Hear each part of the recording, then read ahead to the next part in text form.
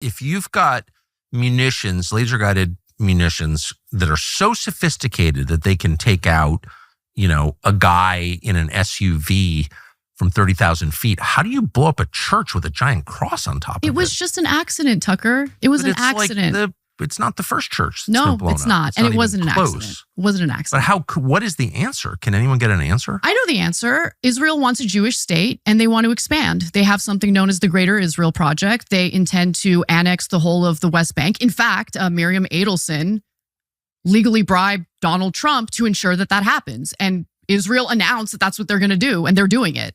When it comes to Gaza, I mean, Hamas is so dumb because the atrocities they committed on October 7th gave Netanyahu and the Israeli government the perfect excuse to essentially do what they've always wanted to do, which is take that land. They're going to take that land. That's what they want. They're going to ethnically cleanse whatever remains of the Palestinian people.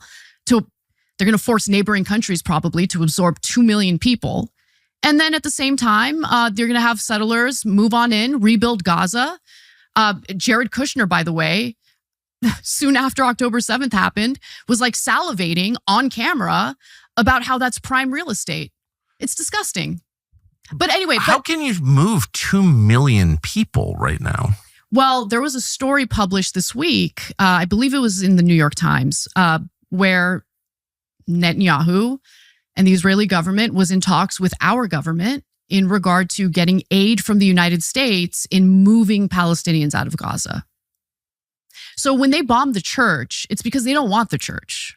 That land is supposed to be part of the Jewish You're not state. allowed to use my tax dollars to bomb churches. Well, that's what they're doing. I'll put up with a lot of stuff, but I think that's, and I've said this 100 times, let me say it again. I don't understand how any Christian leader in the United States can sit by and not say something about that. And Mike Huckabee, who has been a pretty slavish, devotee of the state of Israel, and I don't mean that as a compliment, he's a very nice man, but I disagree with him strongly.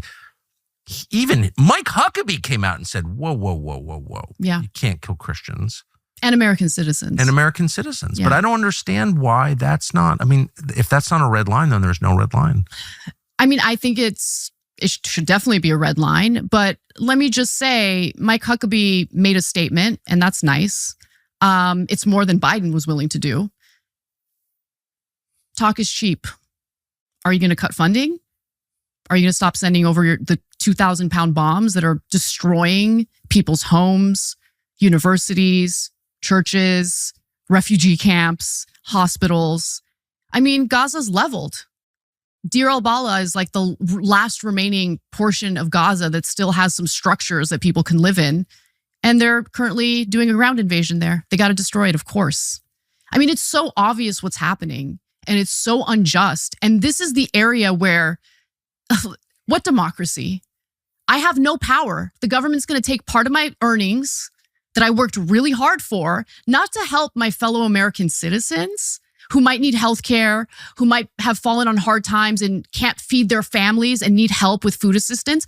It's not going to go to them. It's going to go toward the bombs that are terrorizing people in Gaza, the West Bank. By the way, it's going to expand further than that. They've already annexed part of Syria. The Syria war, that proxy war, it was a proxy war for a reason. Turkey wanted to have influence and control over the area where the Kurds are at. Obviously, Israel wanted to annex portions of it, and they've been doing it ever since Assad fell.